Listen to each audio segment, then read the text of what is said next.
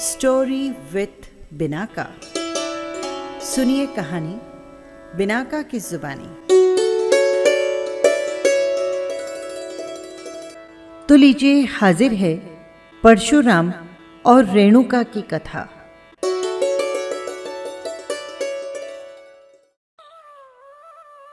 अयोध्या का राजा कार्तवीर्य अत्यंत ही मूर्ख था। उसकी रानी का नाम था पद्मावती। अयोध्या के ही जंगल में यमदग्नि नाम के एक तपस्वी का आश्रम था। इस तपस्वी की स्त्री का नाम था रेणुका। इनके 2 लड़के थे। इनमें से एक का नाम था श्वेतराम और दूसरे का नाम था महेंद्रराम। एक दिन की बात है कि रेणुका के भाई वरदत्त मुनि उधर से आ निकले। वे एक वृक्ष के नीचे ठहरे।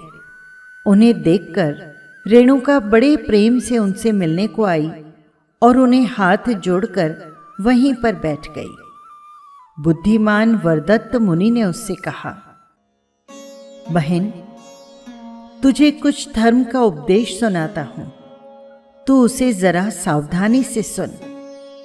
देख, सब जीव सुख को चाहते हैं, पर सच्चे सुख को प्राप्त करने की कोई बिरला ही खोज करता है और इसीलिए प्राय लोग दुखी देखे जाते हैं। सच्चे सुख का कारण पवित्र सम्यक दर्शन को ग्रहण करना है।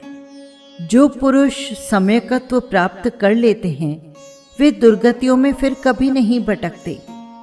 संसार का भ्रमण भी उनका कम हो जाता है। उनमें कितने तो उसी भाव से मोक्ष चले जाते हैं। सम्यकत्व का साधारण स्वरूप ये है कि सच्चे देव, सच्चे गुरु और सच्चे शास्त्र पर विश्वास करें। सच्चे देव वे हैं जो भूख, प्यास, राग, द्वेष, काम, क्रोध, मान, माया आदि 18 दोषों से रहित हों, जिनका ज्ञान इतना बड़ा चढ़ा हो कि उससे संसार का कोई पदार्थ अनजाना न रह गया हो, जिन्हें स्वर्ग के देव, विद्याधर, चक्रवर्ती और बड़े बड़े राजा महाराजा भी पूछते हों, और जिनका उपदेश किया पवित्र धर्म इस लोक और परलोक में सुख देने वाला हो, तथा जिन पवित्र धर्म की इंद्रादि देव भी पूजा और भक्ति कर अपना जीवन कृतार्थ समझते हों। धर्म का स्वरूप उत्तम क्षमा, उत्तम मार्दव और उत्तम आर्जव आदि 10 लक्षणों द्वारा प्रायः प्रसिद्ध है। और सच्चे गुरु वे कहलाते हैं जो शील और संयम के पालने वाले हों। ज्ञान और ध्यान का साधन ही जिनके जीवन का खास उद्देश्य और जिनके पास परिग्रह रत्ती भर भी न हो, इन बातों पर विश्वास करने को सम्यकत्व कहते हैं। इसके सिवा गृहस्थों के लिए पात्र दान करना, भगवान की पूजा करना, अणुव्रत, गुणव्रत और शिक्षा व्रत धारण करना, पर्वों में उपवास वगैरह करना आदि बातें आवश्यक है। ये धर्म गृहस्थ धर्म कहलाता है। तू इसे धारण कर, इससे तुझे सुख प्राप्त होगा। भाई के द्वारा धर्म उपदेश सुन रेणुका बहुत प्रसन्न हुई। उसने बड़ी श्रद्धा भक्ति के साथ सम्यकत्व रत्न द्वारा अपनी आत्मा को विभूषित किया। और सच भी है, यही सम्यकत्व तो भव्य जनों का भूषण है। रेणुका का धर्म प्रेम देखकर वरदत्त मुनि ने उसे एक परशु और दूसरी कामधेनु 2 महाविद्याएं दी, जो कि नाना प्रकार का सुख देने वाली है। रेणुका को विद्या देकर जैन तत्व के परम विद्वान वरदत्त मुनि वहां से विहार कर गए। इधर सम्यकत्व शालिनी रेणुका अपने घर आकर सुख से रहने लगी।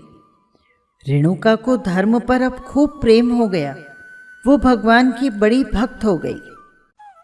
एक दिन राजा कार्तवीर हाथी पकड़ने को इसी वन की ओर निकले।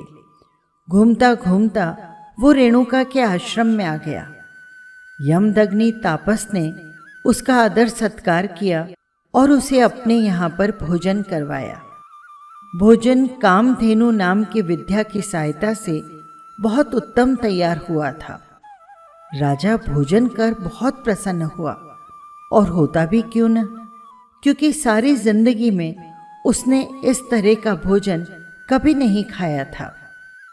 उस कामधेनु को देखकर इस पापी राजा के मन में पाप आ गया। वो कृतज्ञ तब उस बेचारे तापसी को जान से मारकर कामधेनु गौ को अपने साथ ले गया।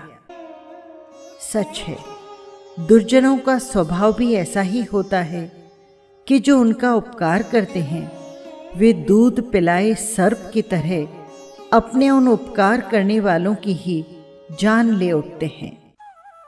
राजा के जाने के थोड़ी देर बाद ही रेणुका के दोनों लड़के जंगल से लकड़ियां वगैरह लेकर आए। माता को रोते हुए देखा तो उन्होंने उसका कारण पूछा। रेणुका ने सब हाल उनसे कह सुनाया। माता की दुख भरी बातें सुनकर श्वेतराम का क्रोध ठिकाने न रहा। वो कार्तवीर्य राजा से अपने पिता का बदला लेने उसी समय माता से परशु नाम की विद्या को ले अपने छोटे भाई के साथ चल पड़ा। राजा के नगर पहुंचकर उसने कार्तवीर को युद्ध के लिए ललकारा। यद्यपि एक ओर तो कार्तवीर्य की प्रचंड सेना और दूसरी ओर सिर्फ ये दो भाई, पर तब भी परशु विद्या के प्रभाव से इन दोनों भाइयों ने कार्तवीर्य की सारी सेना को छिन्न भिन्न कर दिया और अंत में कार्तवीर्य को मारकर अपने पिता का बदला ले लिया। मरकर पाप के फल से कार्तवीर्य नरक में गया। सच है, पापियों की ऐसी ही गति होती है। उस तृष्णा को धिक्कार है जिसके वश हो लोग न्याय अन्याय कुछ नहीं देखते और फिर अनेक कष्टों को सहते हैं। ऐसे ही अन्याय द्वारा तो पहले भी अनेक राजाओं महाराजाओं का नाश हुआ है। और फिर ठीक भी है, जिस वायु से बड़े बड़े हाथी तक मर जाते हैं तब उसके सामने बेचारे कीट पतंग छोटे छोटे जीव तो ठहर कैसे सकते हैं। श्वेतराम ने कार्तवीर्य को परशु विद्या से मारा था, इसीलिए फिर अयोध्या में वो परशुराम के नाम से प्रसिद्ध हुआ। संसार में जो शूरवीर विद्वान सुखी धनी हुए देखे जाते हैं वो पुण्य की महिमा है। इसीलिए जो सुखी विद्वान धनवान या वीर बनना चाहते हैं उन्हें जिन भगवान द्वारा उपदेशित पुण्य मार्ग को ग्रहण करना चाहिए।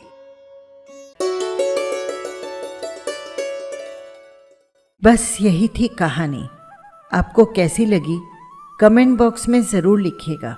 और हाँ, यदि आपने चैनल को सब्सक्राइब नहीं किया है तो कर लीजिएगा, जिससे हर कहानी सीधे पहुंच सके आप तक।